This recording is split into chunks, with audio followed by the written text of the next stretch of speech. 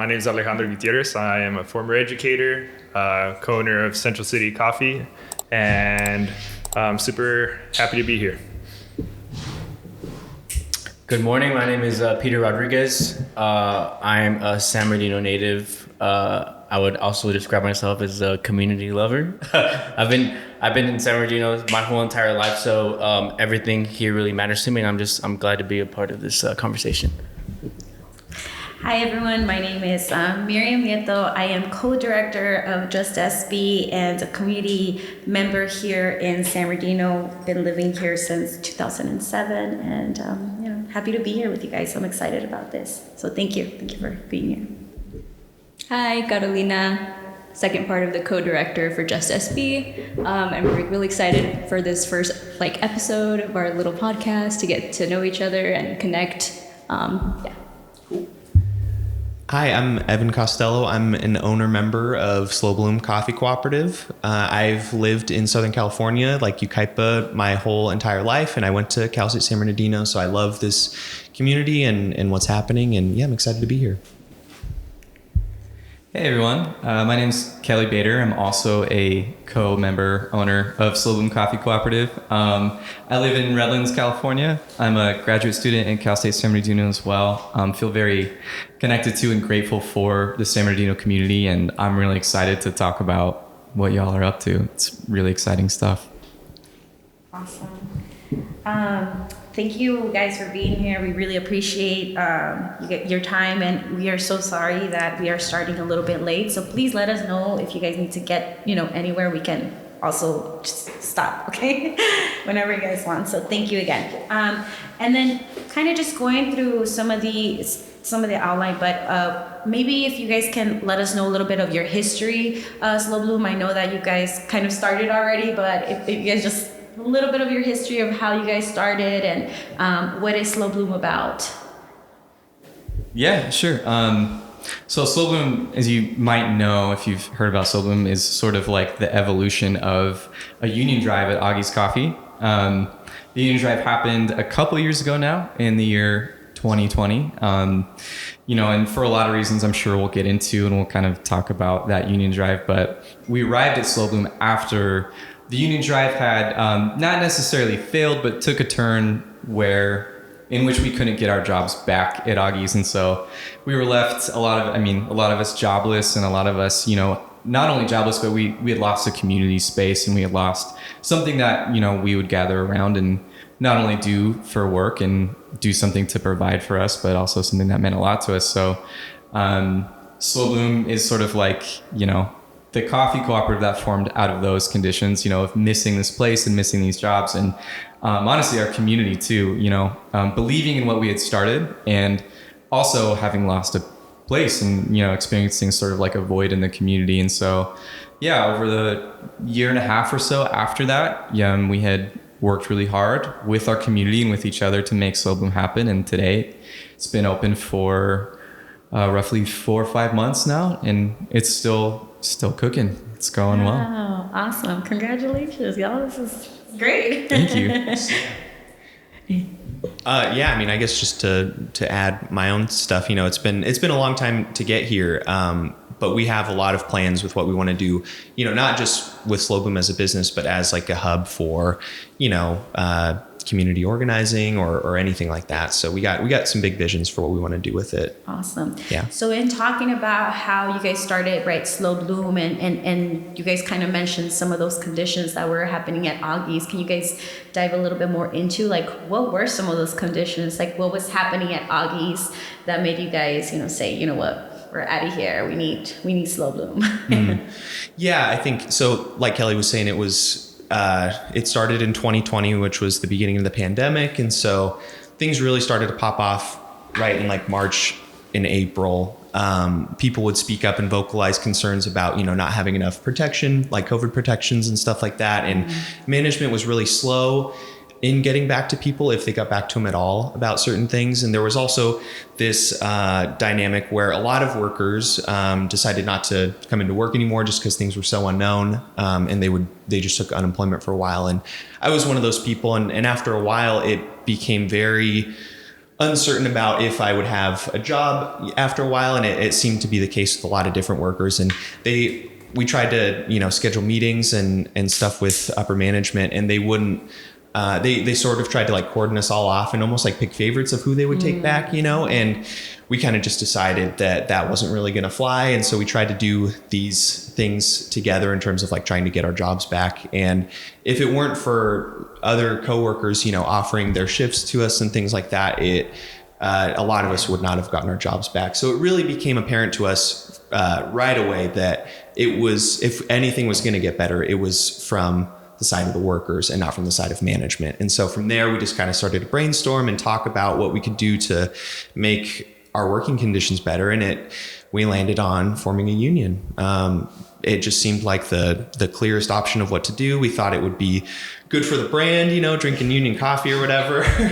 We were like, oh, this is going to work, and we really thought it would make a big difference and it would improve our lives, and I really, on the whole, I think it did in a roundabout way. Right. But, it just worked out in a way we didn't really expect because, we essentially, we did it all in secret for a couple weeks, and then we finally went to upper management with our plans to unionize. And from then on, they just cut off all communication with us, and then after maybe 2 weeks of radio silence, they announced on social media essentially that they were closing all their shops, and without telling any of us really. And so we were like, well, all right, we got to do what we can. Yeah, there goes our jobs. And oh no. But we didn't take it. We just didn't take it there. We thought about what we could do and got the community together. And if it weren't for the community showing us all the support, we probably wouldn't be where we are now, of course. And they showed up with us in front of one of the storefronts. And it was a really moving experience. Yeah, it really changed my perspective on what was possible at that point, So yeah, and then from there, we organized this new business, and that's where we're at. So yeah. Yeah, if I can just add, I think there's one thing that when the question of like what was going on at Augie's, like what were the conditions that caused you to unionize, I think one thing that it's been hard to explain that I think maybe gets left out of the conversation is there's a lot of positive motivations for the union too, that, the question always comes like, why did you unionize? Like, why was it so bad? Like, how bad did it need to get before you did this? And I mean, the truth is it was bad. It was as bad as any other job. We had really low wages. We had no control over our lives or schedules, or no ability to sort of like intercede for like what we need. But Augie's, like, honestly, for lack of a better term, like, we loved each other. Like, the workers were really close and we had a really tight bond. And when we started talking about unionizing, it was incredibly positive. It was incredibly like exciting too, this idea that like, if we tried to do something together, we could improve our lives, and like our workplace, our job, this, community center sort of, could be better than it is now. And that, to me, that's why it happened so fast, is like there was less fear of consequences and retaliation than there was excitement for what could happen if we really pulled it off, and obviously stuff went the way that it did, but that side of things is what was the driving force that kept us all the way through to Slow Bloom, was these bonds that we had, and this dream, I guess, Yeah. Yeah. So I just wanted to ask also, like you were talking about that there was favoritism to try to break you guys up, divide the power.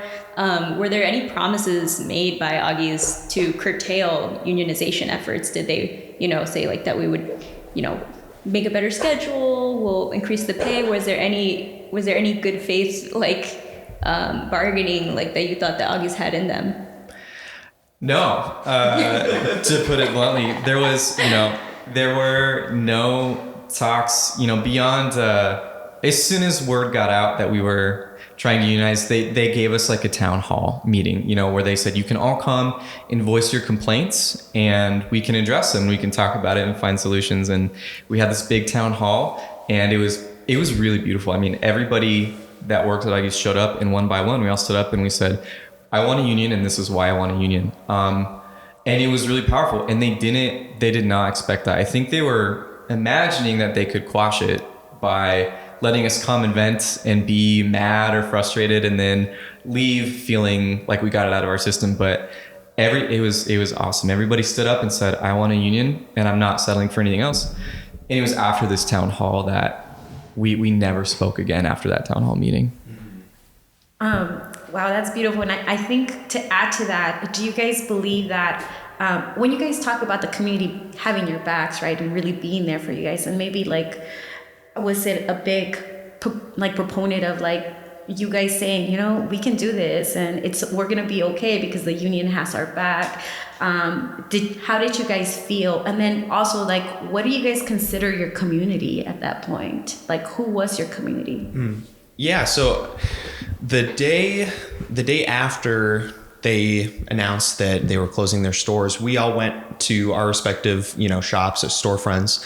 Couldn't get in, obviously. And so anytime customers would come forward, we were waiting to sort of explain the situation to them. And we were like, hey, we're actually going to be meeting in front of the main Augie's later on in the afternoon if you want to come, So it was through this sort of like organic, like just talking to people who we talk to every day, like the customers who come into our store. That was really the main way that we got community support that day. And the support never really went away, because a lot of the people who would come into Augie's as customers, it's just a big community hub anyways, for the city of Redlands and for neighboring cities in Riverside as well, and, I think from there it just felt very, very natural. The support never went away. In fact, we did a GoFundMe and we got tremendous support from that really helped us, made it able to carry through a lot longer. And just showing like that display of support for us really is what encouraged me at least to keep going, because it was like, wow, we could really do this and start a business and have, people come right away and all that stuff. So it was, if it weren't for them, it would never have come to fruition the way it did. That's really awesome. And I think it's also a reminder, right, that the workers truly are part of the community. Therefore, when there is, a call out for the community, the workers will always have that support, right? And I think that's kind of like, it proves that, right? If you're an owner and you fall too far away from your community, it's not going to be good for you, right? Yeah. Because those workers are truly going to be there seeing the community every day and working with them every day. Yeah, exactly. I mean, as soon as we would explain our story to people, they're like, yeah, that sucks. It was like organic support right away, and I feel like we all had a lot of, like Kelley was saying, we all loved our jobs. We loved our bosses or whatever at the time. And it just became very apparent that like even a cool boss can lash their fangs every now and then, and you just gotta trust the people who are actually doing the work, which is the workers. So. Mm-hmm. Yeah. More on the creation of Slow Bloom, like what were the steps that you took? Like what were some of the resources that you had to tap into to help, support that? And also, how helpful was the city of Redlands in all of this? Yeah, that's a good question.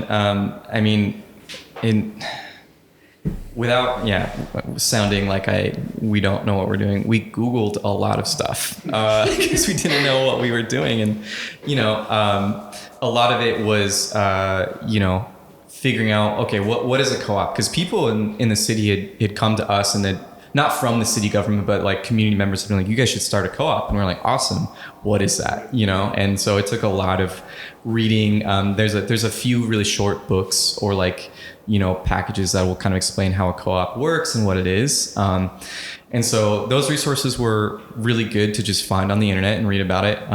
We ended up calling a cooperative lawyer for advice on how to actually set up the co-op, because that was the scary side of it, was how do you file articles of incorporation? How do you set up your finances, your structure, your governance? All of that stuff was, we know how to work and make coffee and we know what it needs, but how to run the thing and sustain it and have it legally function was another question. So we called a firm and they were really helpful. They helped us set up all of our paperwork and documents. For funding, we had, like Evan mentioned it too, we had a GoFundMe and a Kickstarter, and both of those were huge for us. A lot of labor leaders, not only in Redlands and San Bernardino, but like from around the country had helped out too. And that was awesome. Like I never could say thank you enough. But the city of Redlands was like very absent in the process. In fact, they were not only like not helpful, but they were hard to reach, and they were really hard to get info from and to get. They more felt like a gatekeeper than anything, you know, and it was a constant knocking on doors, you know, calling people over and over to get through, trying to get information. And eventually we would get what we needed from them, but it wasn't support. It was mostly just like, you need to do this, this, and this. You need to pay this, this, and this, and then maybe you're okay. But that was pretty much it. That's not to say there were some people in the city that were rooting for us and were really helpful, but even they are kept at bay through the channels that they have to go through higher ups and through protocol and all the things that make a city protect its own interests sometimes before its community members. So that's awesome. And then I'm going to go ahead and go into this question, and I'm going to go ahead and kind of let Central City Coffee kind of give us a little bit of their background story as well. But why did you guys choose a brick and mortar? Why did you guys say a brick and mortar is the shop that we want to make happen, and this is the way that we want to go? Why not pop-ups? Why not like, you know, a truck, or, you know, why not like I don't know, you know, like a different way of going into your business? Why a brick and mortar? Yeah, we started doing pop-ups right away because we were like, you know, we have this product. We don't have a storefront, obviously, to sell it and everything, but we still want to create a space where people can work and where people can come and get our product. And that worked for, maybe like a year or so. And it was mostly like an intermediary thing to where we could eventually get a storefront. But yeah, we decided to have a permanent structure or whatever, just because we wanted it to be a lasting institution. You know, we wanted to create jobs for ourselves that would last a long time, that were, you know, quality, that we felt like we had a say in, and that we felt like we could pass on to people eventually if it came to it, you know. And like I said, you know, we have plans for Slow Bloom as like something bigger with like our union local too. But those are off the top of my head the main reasons why we would want a physical storefront. It's just the permanence of it is really, it does something that sort of the precarity that we felt doing pop-ups, like, it kind of eliminated, you know. So Awesome. Yeah. Thank you. Okay, Central City Coffee. Could you guys share a little bit of your background, your story? Who is Central City Coffee, and why are you guys doing this in San Bernardino? I feel like I always have to take this question. He always says that to me. Well, just, I guess, a little bit of background about me and Alejandro. We met back in 2019, right before the pandemic. It was kind of just, I had gotten really into like San Bernardino, like I guess just caring more about the city that I come from, and really just started looking up like ways I can help around and make my community better. Around that time, I think Alejandro had moved back from Florida. He was teaching out there. And I think he kind of had the same, like, we're on the same wavelength in that way, that we were really community oriented at that time. I mean, still are, but that's when we really started caring about the community. And I think our friends just got tired of having us talk to them about these things and kind of just linked us up together. So we met up for coffee at Augie's, and we talked about what we could do. What we talked about our things that we liked, the things that we had in common, what we really wanted to do with creating a business, and then just kind of it went from there. After that, we really just kind of sat down and also Googled a lot of like, where do we start? What kind of like, do we want to do an LLC? Like, what does all this mean? And then from there, just started buying. We bought an espresso machine. We bought a grinder. We started just practicing over and over and over.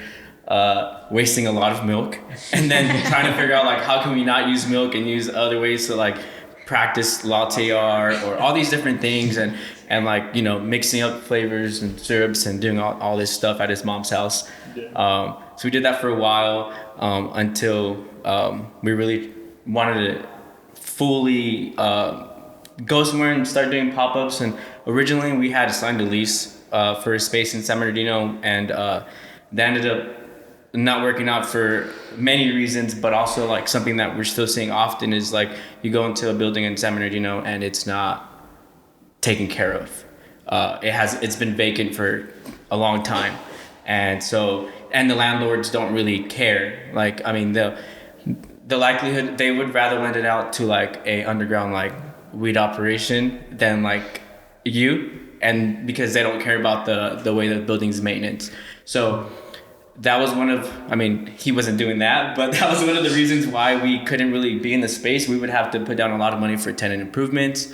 That on top of like getting a loan in San Bernardino, it's like another obstacle we face because we were told like San Bernardino's a risky place for business. So for us to be able to, lend you guys money to start this business, we need this much money, this much collateral, things that we have, but it was kind of like, okay, well now you need to do this. So that's when we decided to start our pop-ups at the Garcia Center. You want to take the rest over? Yeah. So yeah, that's how essentially we started. Just really sprouting with the idea of like, what type of spaces do we yearn? The community of San Bernardino yearn. It's really a place for us to, after our 9 to 5s come together, spark ideas, have a place to drink some great coffee. Like every city across the nation that has a really strong grassroots movement that pushes and creates change within their institutions has a place for organizing. And coffee is a place that we always like to get and talk around, a little cafecito con pan. And so that's how we started. And as Peter mentioned, we went through a lot of barriers, and we, lucky enough, had a lot of support from the community, and we were able to do pop-ups at the Garcia Center for the Arts. And I was working with them through other avenues, created a community garden mural project that I helped organize with everybody there and all the artists, and extremely fun. And they shared a lot of our values, a lot of the vision, the yearning of highlighting the greatness that San Bernardino is, including everybody's voice, because when we all speak and we all connect and dream together, we talk about what we would like and to see live through in the city, we'll be able to create that vision. It just starts with that type of conversation. And so yeah, they give us a space to have our coffee cart, and that's how we essentially started Central City Coffee. That's awesome.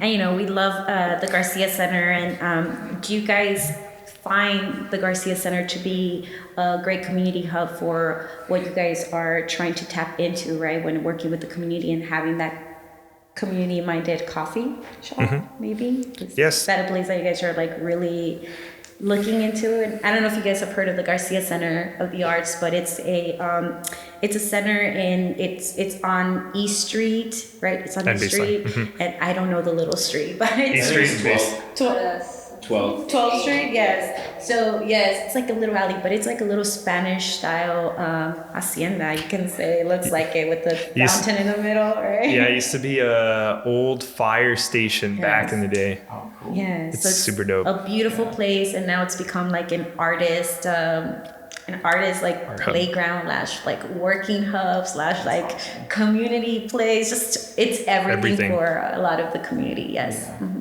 Yeah. And I think one of the things that when we first got our first unit at Central City for Central City Coffee is we were yearning for individuals that shared our values, like very community centered, that listened, weren't talked at. It's like, it's mostly understanding, like, who are we serving? Why are we serving our community? And seeing what their needs are, and then finding ways to build on their voice and provide the resources needed for them to, self-realize their dreams, their ambitions, whatever it is. And one thing about the Garcia Center for Arts, Jorge, he's a great listener. Everywhere I go, he's always working in the background, doing something, and he's just always there. And so when I told Peter, I was like, hey, Jorge, I think we could get Jorge to let us sell coffee here. And he was like, oh, really? And so when the loan didn't work out, our unit didn't work out, we went to Home Depot, we built a cart from scratch. We got all the material. We got our little notebooks, did the math, the architecture or the design of our coffee cart, and we're like, all right, let's start making it. So we did it all from scratch. And then we finally built it, and then we're like, all right, Jorge, we got our coffee cart. We built it ourselves. And so we went out to the Garcia Center, you know, maybe one little piece of our coffee cart fell off. We're like, all right, we'll fix it, don't worry about it. And so we got there, and he let us be there for just one event or two events selling coffee. And then after that, we had the opportunity to be there regularly 2 days a week from, I think, 7 a.m. to 2 p.m.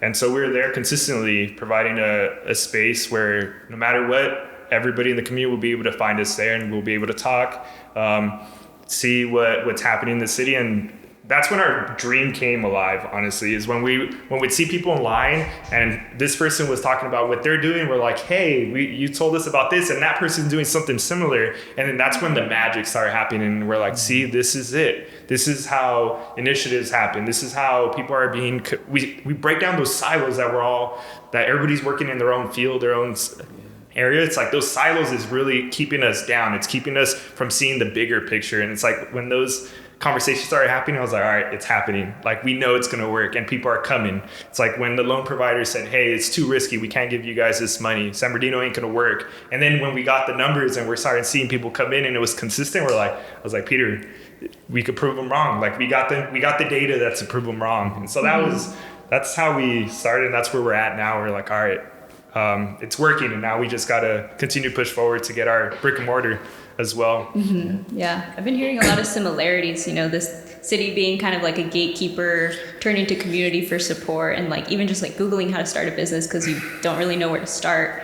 I was going to ask also, like, what is the status of the coffee cart? Like, where are you at with that right now? Okay, so this, I'll touch a little bit about this and then pass it to Peter. And I think, so in the city of San Bernardino, we're considered a vendor, except there's no blueprint for a vendor that is in a static location for 2 days a week from the same period of time without it being a standalone brick and mortar, its own unit. And so with that, there's no blueprint for our business model, essentially. And then Peter will be able to touch base on why. And so essentially we are not a vendor. We were just a coffee cart that was, I guess, just in the city of San Bernardino. Yeah, it was just without a permit. Yeah, and it's not like we didn't want to like do things on the DL. Like, we really wanted to be out there in the community. So much we did it so much that we got the attention of the city, and they're like sent us a letter like, you guys need to. They sent us a letter, but it was to the Garcia. They gave it to the Garcia Center for the Arts. So they didn't come up to us, and it's funny because city members from the city would come and buy coffee from us. Very often, and they'd be like, "Hey, we got a unit for you guys." And so we're like, "Oh, really?" It's like, "Yeah, we get you guys in a unit. Let's get you guys in a place." And we're like, we're right now building capital. Our business loan provider said that this is too risky. It wouldn't work here in this area. So we're getting information, data, proof that this will work here in our home.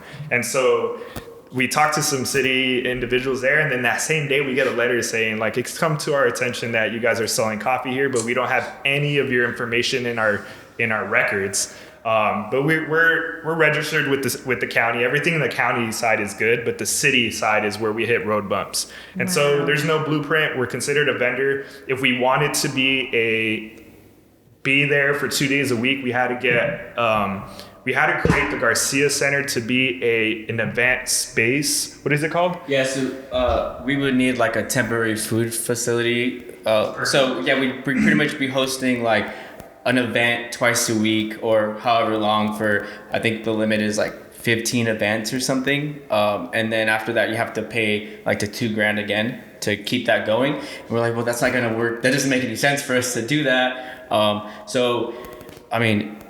It was I was trying to get the city to see like, what we were doing. And honestly, I think it's like safer that we're a vendor in one space and there's a sink there, like there's restrooms there, and we're just there twice a week. Like it's safer than us like traveling around everywhere. And they just said, well, why don't you guys just get a building? Go get a building. Like, it was that easy. We're like, okay, yeah, sure. Like, if we would want, that's what we want to do, but that's what we're working towards. So, I mean, we would have loved to keep, like, to sell coffee still on the regular, and at the same time be working in the background trying to, you know, like, get everything together to open up a brick and mortar. But because that happened and there wasn't really a way around that, right now we're just, like, completely focused on trying to open up a brick and mortar. What are some of those challenges right now currently that, as you guys are trying to open up a physical, you know, front store and a brick and mortar, what are some of those biggest challenges? I'm sure funds is a big one, right?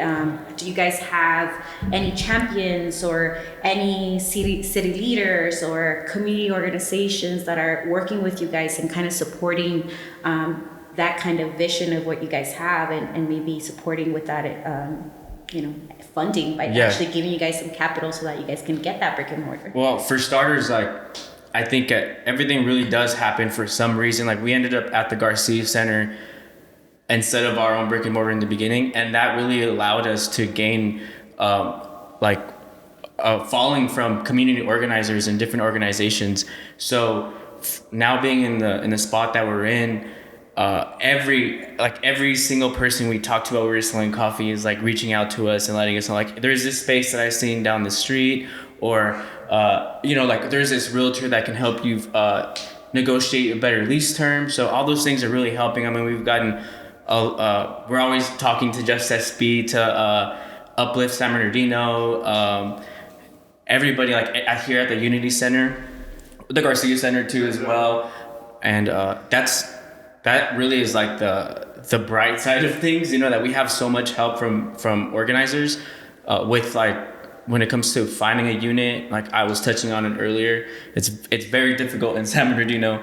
Like right now we're dealing with the space that we do like. The guy who bought the building is from Los Angeles, so he's, like, trying to charge LA prices. And we dealt with him earlier, and we were trying to let him know, like, this is San Bernardino, like, we're trying to build this city up, and we're just not there yet. And he was just kind of throwing it in our face that, well, in the future, this and this and this is going to happen in downtown San Bernardino. And we're like, in the future, so you charging, it was almost like $5,000 for a 1,900 square foot space, 1,800 square foot space. Yeah. And we're like, how is that even, just this building is going to be empty, we can promise you. And he's like I got 5 other. It was very interesting. And so when we first, as Peter mentioned, it's very hard to find a unit, and I'll touch base a little bit about that. But when we first talked to this landlord, he mentions, like, we got 5 other people willing to come in here, open a coffee shop. Like, okay, that's fine. And I also mentioned, it's like, we're at the grass level, like, we're at the grassroots level. We know who lives here. We know who's starting businesses. We know who's willing to take on that risk. It's like, there's no one going to come to you. No, we got like 4 other 5 people. So, okay, that's fine. And then, so that was 1.5 years ago. And I told him, I was like, look, you could either help us out, like, lower the barrier to entry, help us out. It's going to be a mutual benefit for both of us. We'll help have more foot traffic. We'll be able to sell coffee to all the offices that are in this building, XYZ. And he was like, no, I can't.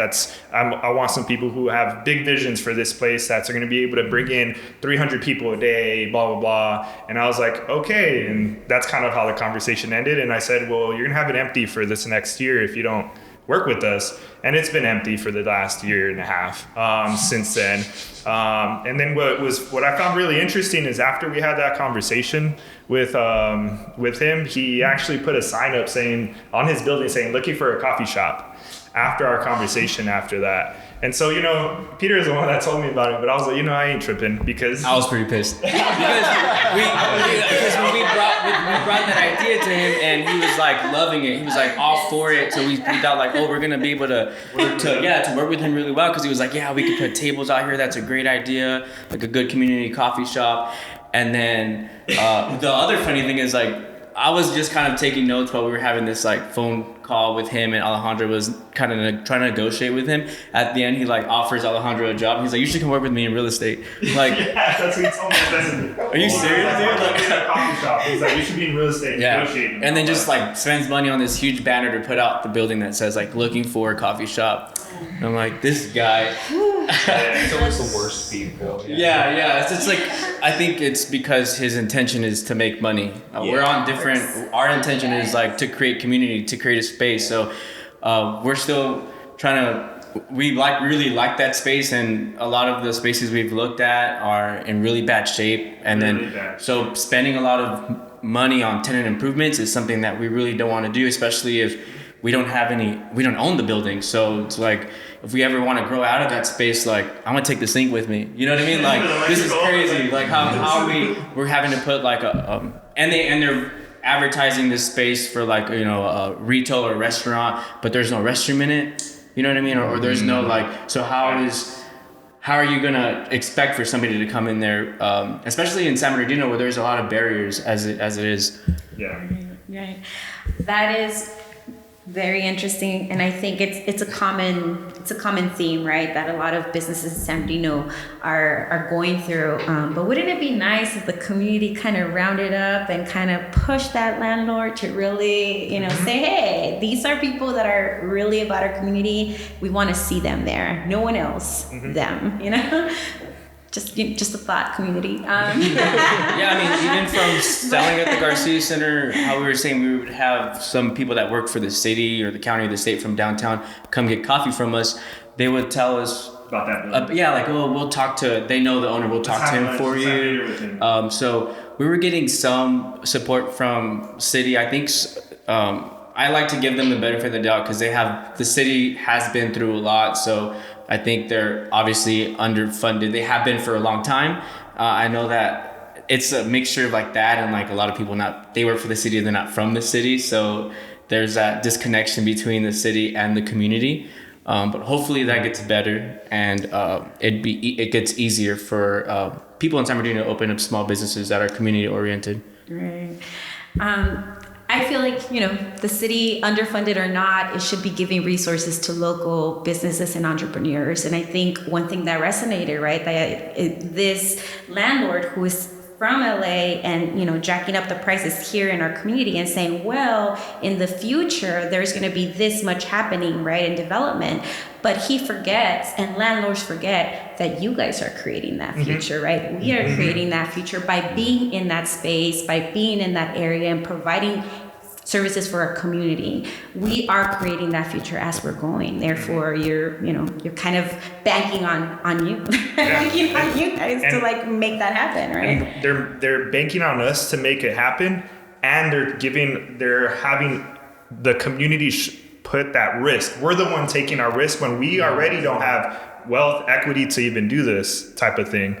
And that's what drives me insane about the landlords is that, like, if it was me, if I had the option of, and I tell Peter this all the time, if I had the option to have units in this place, to have buildings and spaces where I could incubate businesses, to provide the resources for people to pursue their dreams, they're a bit of a way for them to better their lives, better their families' lives and the community's lives. I wouldn't be showing a unit that was no electricity, all the wires completely off the wall, water coming down from the roof, the walls are completely destroyed. Like everything, it's not even close to being move-in ready.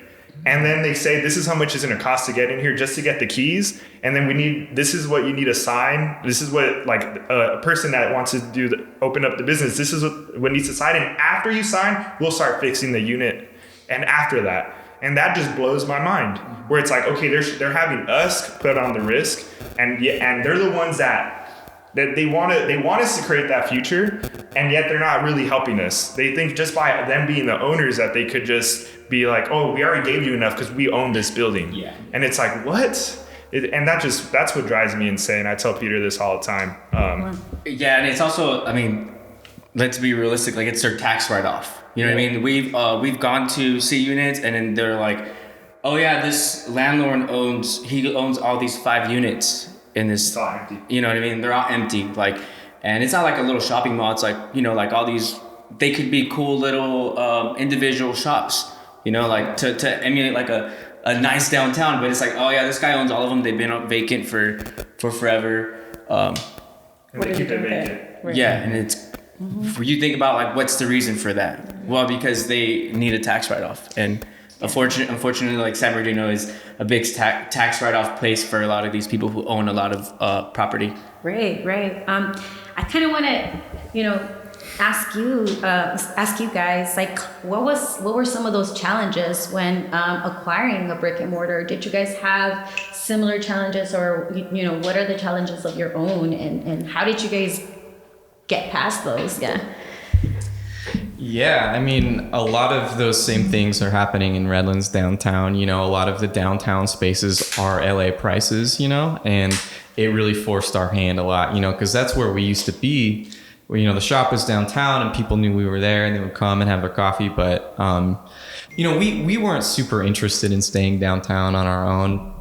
And then when we started talking to the landlords, we're like, no way. Like, we're just workers, you know, we don't come from capital. We don't have capital. We don't have the finances to do this. And you learn like really quickly, yeah, you know, people really want to capitalize on your vision and they want to capitalize on the community, you know? And so we were really lucky. We had a really firm supporter who's a realtor, and he, you know, his name is Jonathan. He helped us by brokering some lease deals like for free. You know, he was talking with landlords for us and really trying to negotiate on our behalf. And we found a brick and mortar space that was similarly like not at all in a good condition. We had to spend tons and tons of money on TI. And fortunately, you know, we had, again, like, we're just so grateful to have the support that we had, because it turned out that, you know, the Kickstarter in the community helped us get enough money to kind of push through some of those things. But the negotiation, you know, with the other landlords was always really, really tough. And the space that we ended up getting, we feel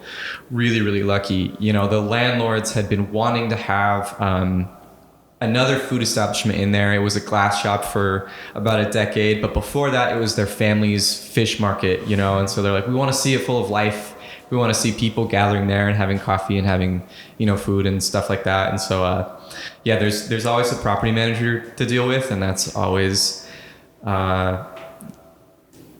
challenging. But you know, we found ourselves facing similar challenges with landlords until we feel like we got really, really fortunate with this spot, and the relationship with the owner of the building has been really strong. And honestly, it's serendipitous. It feels like an exception, you know.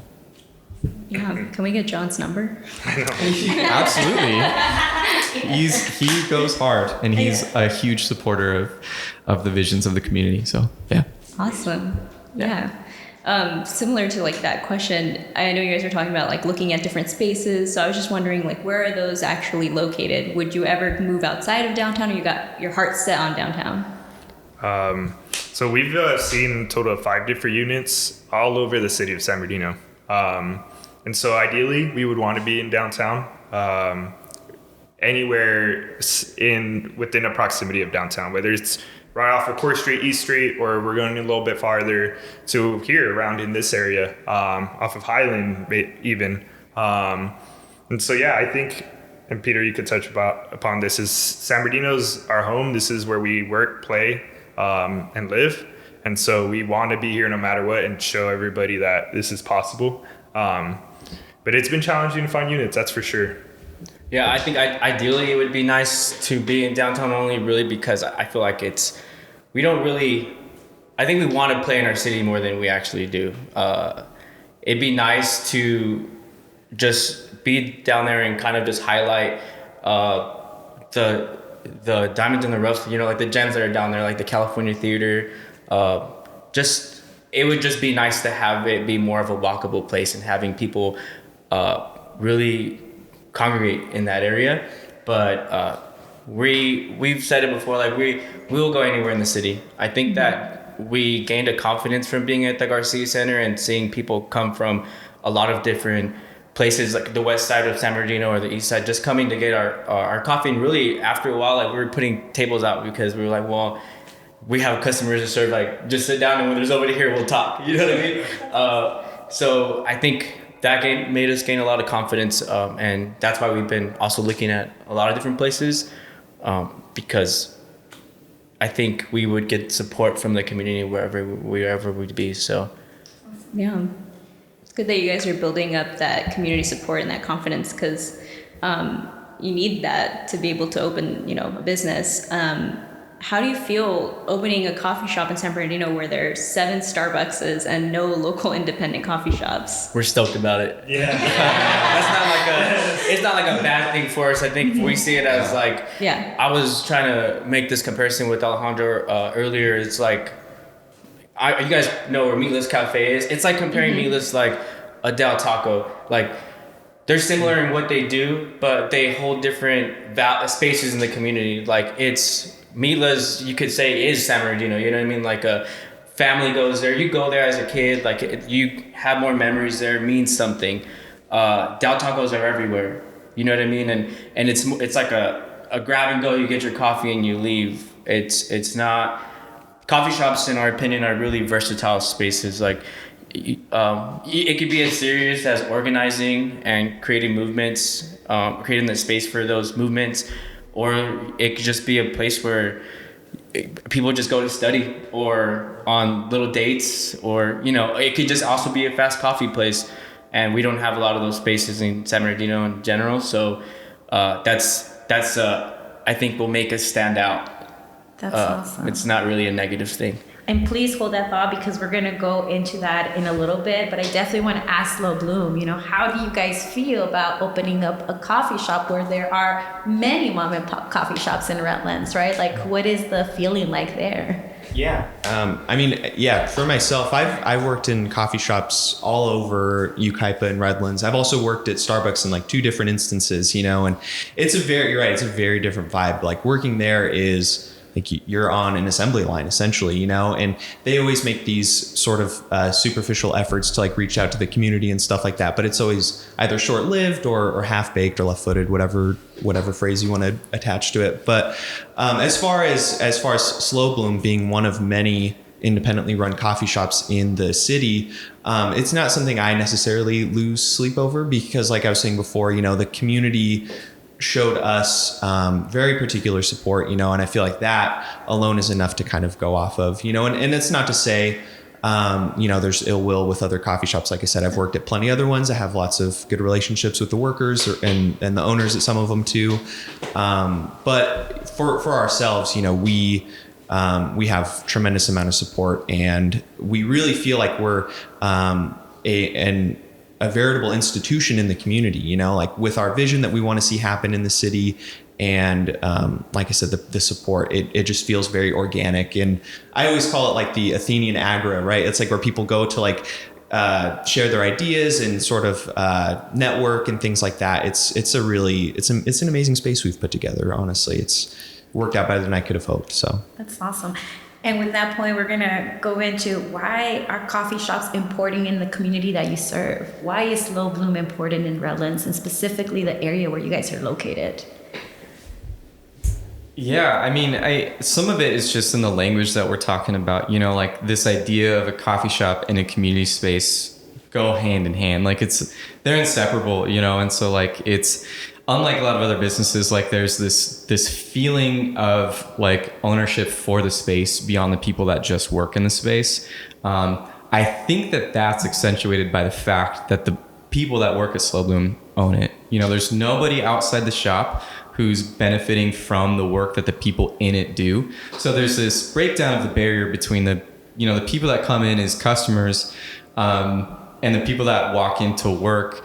I feel like we share this sense of ownership over it because we literally own it, and the people that come in make it theirs by the way that they use the space, and you named a ton of different ways that people, own it, they go on dates or they come to talk, they have class there, meet up with friends. Like, we also have events where like we come and we talk about what we dream about for our city and what we dream about for other workers in our city. And so because it's the people that own the shop doing it and the community members that are coming there and sharing these ideas about our home city, it's this really different space, you know. And I think that all coffee shops have that characteristic of like, people come in, they make the space theirs, they make it more than just a place to buy something and consume something. But it's Slow Bloom, there is this little bit of magic about it where it's like that quality of a community space is, I think it's more fully realized. Like I don't think it's in spirit, I think it's actually that, you know. And I don't think that was an accident, you know.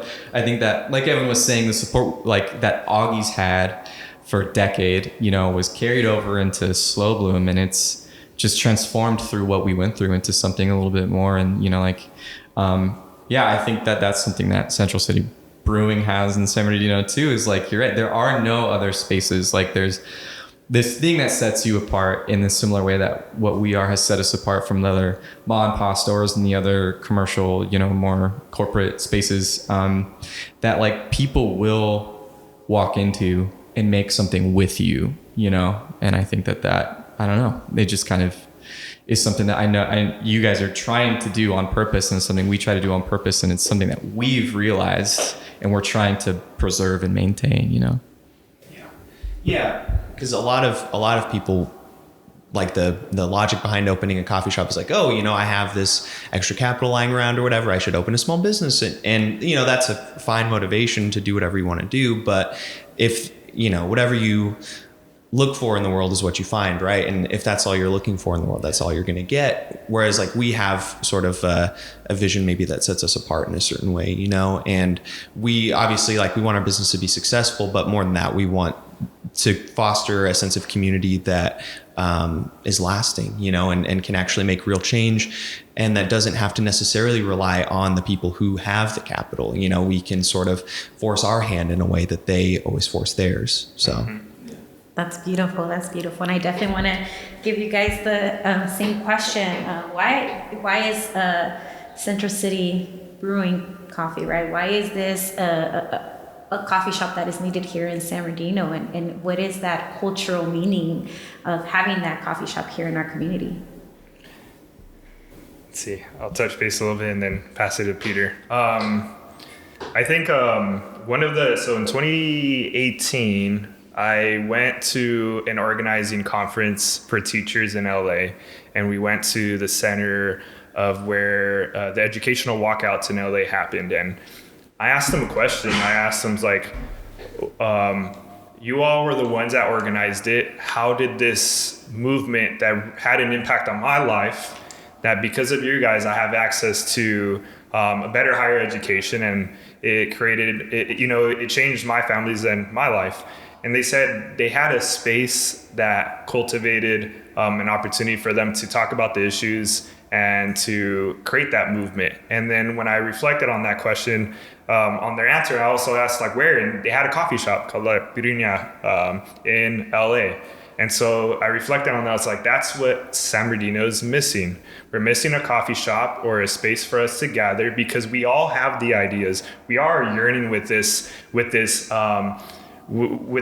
dream that's like, what we have here isn't enough, and we could create this vision, this community where we all thrive and have space for us to realize ourselves and create the change we want to see. Better the education, better the jobs, better the health, and all that. And so I think that's what we're trying to create there is a space where we could all cultivate our ideas, to touch base, and also a place for us to decompress off of the crazy lifestyle it is to work and live in the IE, how much we're always driving and working out here. It's a lot. And so that's what we're trying to create with Central City Coffee, a place for us to connect, talk about the issues, and really see the city we live and love change for ourselves and future generations to come. And we think Cafecito plays a big role in that. And of course, Panecito as well. You sound like my mom. So I think one thing that we really share is that our intentions are good. You know, I think that really transfers to the community, and they notice that you have good intentions for the people around you, for your community. It kind of makes that transaction between customer and business disappear, because you're a part of them. And I think that's something that we strive to do, something that I think we know that one of the reasons why we wanted to eat your guys' beans is because we have similar values in that way, that it's not really necessarily about us. It's about what we can do for everybody that we know in our community. And I think it's going to be a reason why we're successful, and I think it's a reason why you guys are successful. Yeah. This is a question for both of you guys. What advice do you have for other independent coffee shops thinking of starting up in their own community? Somebody who's trying to do something similar, follow the same path that you guys been on? Yeah, I think one of the obvious things that comes to mind is to analyze your intentions, what you really want out of starting a business. You know, if all you want is to make money, then that's fine. You'll reap the benefits of that, and it'll include probably having your employees hate you in some way. You know, but if you want to use your business as a way to like channel the voice of the community, that's something else entirely. You know, and that sort of opens you up to other things. So I don't know. I guess I would just say, you know, really check yourself and why you want to do it. And if you are going to do it, make sure you're doing it with people who you trust. And yeah, I mean, I would recommend the co-op model just because it sort of does de-stratify the sort of inherent hierarchies and power dynamics in a business. There's still, you know, I mean, like any time you're interacting with people, there's a lot of communication barriers that you're going to have to overcome. But if you can find people you trust and who you can overcome those things with, I say go for it. You know, it's a big hurdle to open a business, but to not have to do it alone, honestly, is what carried us through. So we couldn't have done our build out in our building if it weren't for having like 15 people, you know, like a pool of 15 people who would be available on certain days, you know, to like break walls and put up drywall and stuff like that. So it made a big difference. So. Yeah. I really like that answer a lot. Yeah, I wouldn't have phrased it that way, but yeah, analyze your intentions, you know, like I think that it's always like you got to understand like you are taking up space in the community, you're providing space in your community. It's like one or the other, you know, and I think that getting down to like why are we doing this, you know, and always returning, you know, back to that question, like you were talking about, you know, like and the way you said it like got me so stoked. You know, you're like there's people out there yearning for stuff, you know, there's all these dreams that people in our community have, and as part of the community, you know, we're talking about coffee shops, you know, but like I know sometimes it sounds like we're getting a little pie in the sky, you know, but for real, like it's understand that you are a part of the community and you're a part of this, you know, this group of people that are yearning for stuff and dreaming for something. And how is what you're doing, how are your own dreams going to tap into that or coalesce with others, you know? And I think that like, man, there's so much technical info about like how to start a coffee shop, you know, where to get funding from and a lot of barriers, a lot of tricky stuff. But like, I don't know if there's enough people saying that idea enough of really get down to like, you know, why are you doing this and who are you doing it for? That's the thing that you will have to return to at the end of the day in some way or another, or somebody will make you answer to that question, you know? So always be, evaluating what you're doing. Mm-hmm. That's real. All right, I'll go fast. I think the advice I would give under other independent coffee shops thinking to start up in their own community is as challenges and barriers arise, I think having, similar to what you guys were saying, is having the why and knowing where it is in your heart or mind. I think it really comes from the heart is really what allows an individual or partners or a community to overcome barriers. Because without that, it is a tough, dark road, at least for us. It's like, I don't know anybody who has created an LLC. It's like, this is all things that myself and Peter had to learn on our own. And then ultimately two is understand the community you are serving to a T. You got to know who they are, what they're doing, why do they wake up in the morning, and see their faces in everything that that business does. Because at the end of the day, businesses are a vehicle for the wants and the voices of the community, and that's how I see it. And it's like, without me understanding my community, who I'm serving, I'm just a vehicle to give them what they want and yearn for, and then provide that space, whatever it may be, and help bridge that gap. I think that is something that is super important, and do it in a lean way. Like Peter and I started off with the little coffee cart building it from scratch from Home Depot, because we didn't really have the funds we didn't have the capital to go say like, hey, we're about to spend all this money for a coffee shop, and because it's really expensive. So we're just going to go build the cart ourselves. And we did it. And then that gave us opportunity to meet our customers, remove assumptions, remove our personal biases that we had of our community, and actually meet them where they're at and listen. Mm-hmm. And say, okay, this is what they like. This is what they want. Let me continue to cultivate that relationship. And I think that's what I would recommend for others if they're looking to start a coffee shop. Yeah, and then on top of that, I think you have to not be afraid to like ask for help, ask questions. I feel like in the beginning, at least me, I think one of my faults is like I like to just try to do everything myself and not ask for help. But it's very important. People are always willing to help. I mean, we don't even ask you guys for help. You guys are always helping us out with something. You know, like there's always like a connection to be made, and that's you can't really do it all by yourself. And it's just like me and Alejandro, we're also busy. So it just helps a lot when we know that the community is willing to like stick their neck out for us. Is that the phrase? Stick your neck out. Yeah. Yes. Yeah. Well, thank you for that advice.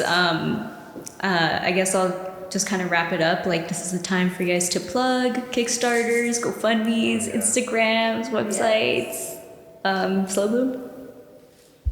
Yeah, I mean, we're Slow Bloom Coffee Cooperative. We have an Instagram. I think it's called Slow Bloom Coffee.